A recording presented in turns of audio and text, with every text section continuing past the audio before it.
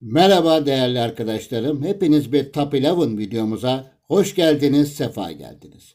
Arkadaşlar bir kardeşimizin bir formasyon isteği vardı. Bugün de bu videomuzda onu yerine getirmeye çalışacağım değerli arkadaşlar.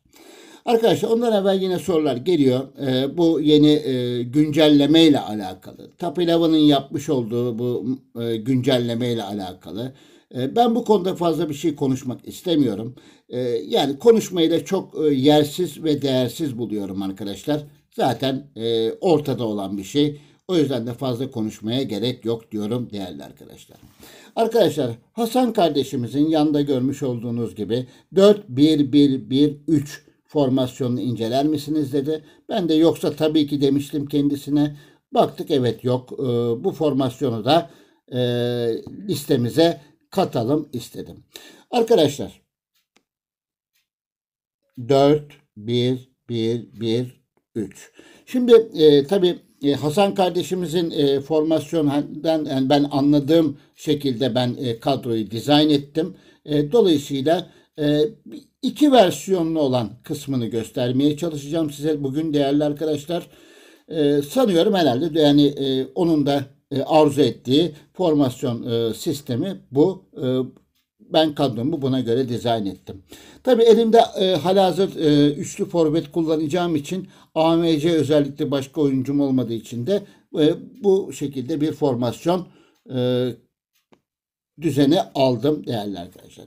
Şimdi arkadaşlar zaten dörtlü bir savunma her zaman benim de biliyorsunuz tasvip ettiğim, onayladığım bir savunma sistemi. Burada herhangi bir sıkıntı yok. Önünde zaten 4-1'in önünde bir DMC kullanıldığı için dolayısıyla şu kısım bence gayet olumlu. Şimdi arkadaşlar ben tabii üçlü forvet olarak şöyle düşündüğüm için yani 4-1-1-1-3'ün en ucunda üçlü bir forvet olarak düşündüğüm için dolayısıyla üçlü bir forvette arkadaşlar gol sorununda büyük bir sıkıntı yaşayacağınızı tahmin etmiyorum. Rakip isterse defansı dörtlü oynasın, üçlü oynasın, beşli oynasın.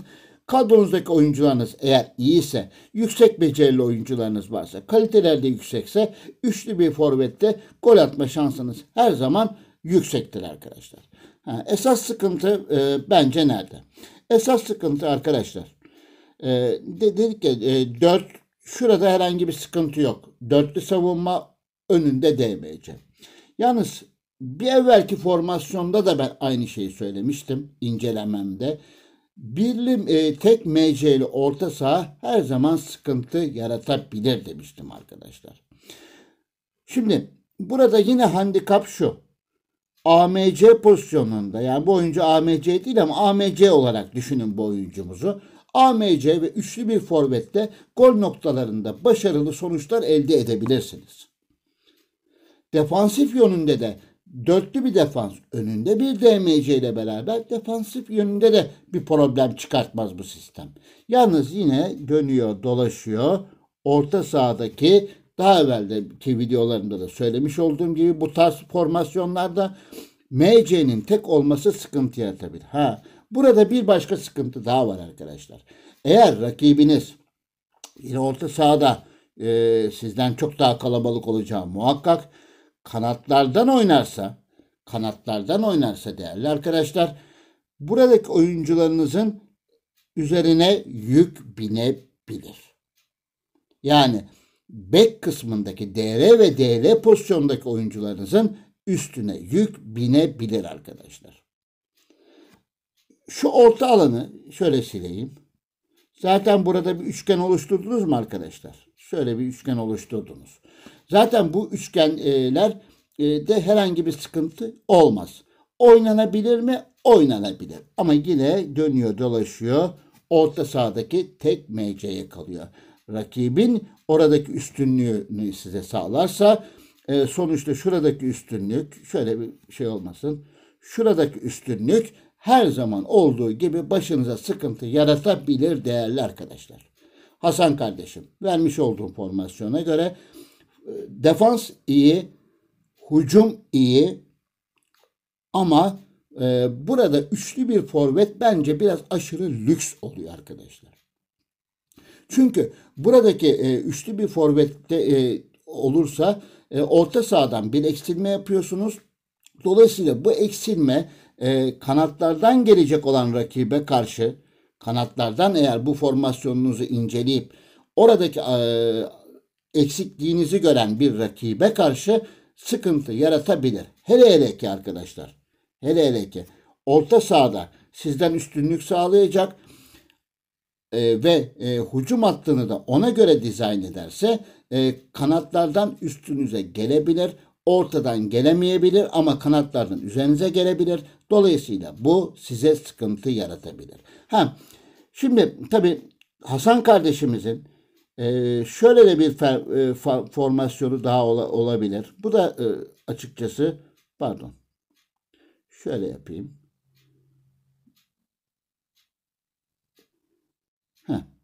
Şöyle yapayım. Şimdi bu da aslında bir AMR ve AML kullanılarak, yani AMR ve AML en ucu noktaya çekerek 4-1-1-1-3 formasyonu olabilir arkadaşlar. O zaman bu bence biraz daha aslında daha mantıksal gibi geliyor. Üçlü santrforu direkt çakılı olarak oynatmaktansa burada şu oyuncularınızın tabii bunları AML ve AMR olarak düşünüyoruz biz. Geriye hafif vereceği katkıyla orta sahadaki bu AMC'nin de geriye yönelik bir desteği olursa burada belki bir miktar orayı şey yapma şansınız olabilir. Hücumda zaten dediğim gibi bekler ileri çıkacak. Eğer bu formasyon olarak oynarsanız zaten AMR ve AML'yi en üst noktada kullanırsanız bu da bir üçlü hücum hattıdır. Dolayısıyla burayla beraber büyük bir problem yaşamaz. Ama işte en büyük sıkıntı MC demiştik. MC'ye destek verilmesi gerekir. DMC'den de destek gelebilir, AMC'den de destek gelebilir. Dolayısıyla bu sistemle oynanırsa belki bir miktar daha, bir tık daha orta sahaya destek ve fayda sağlanabilir diye düşünüyorum. Ama bu AMR ve AML pozisyondaki oyuncular da çok uç noktada olduğu için, yani kendi mevkiinin en uç noktasında olduğu için bu formasyon gereği dolayısıyla çok fazla orta sahaya destek de vermeyebilirler arkadaşlar. Yani geriye gelmeyebilirler. Dolayısıyla tabii bu sizin oyuncularınızın becerisine, katkısına falan filan bir sürü vesaire özelliğine bağlı. Ama yine dolayısıyla bu formasyonu değerlendirilirse belki bu bir miktar faydalı olabilir. Ama şöyle bir başta da göstermiş olduğum formasyonda oynanırsa kanatlar olduğu gibi rakibe teslim edilmiş olabilir. Diyeceksiniz ki bu ne oynar abi?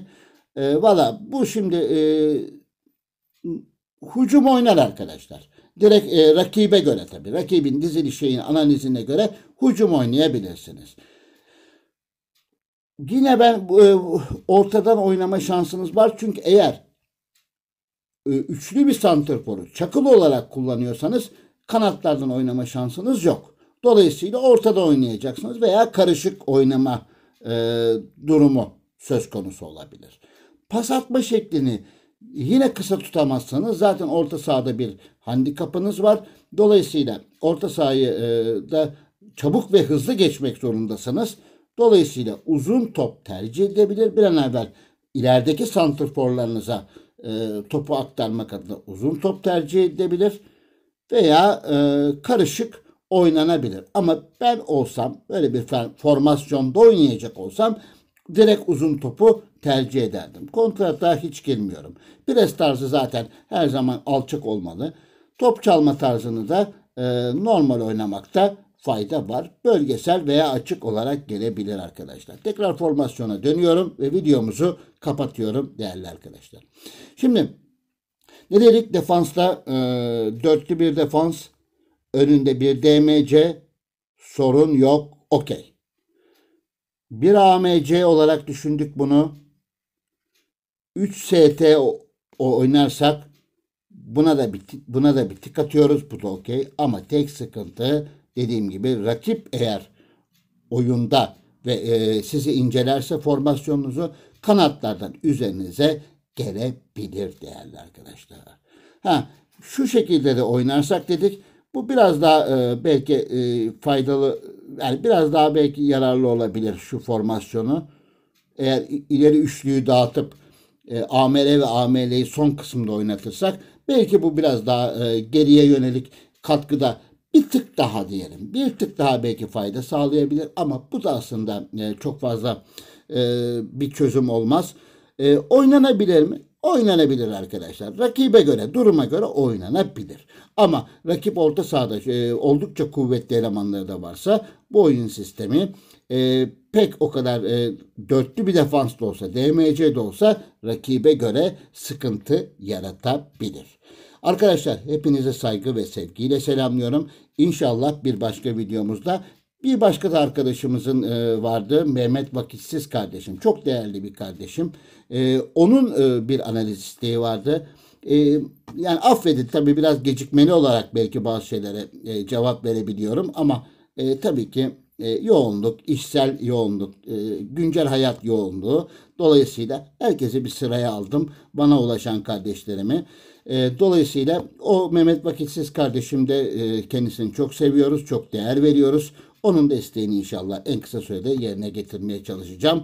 Buradan da söylemiş olayım. Hepinize saygı ve sevgiyle selamlıyorum. Sağlık ve esenlik diliyorum.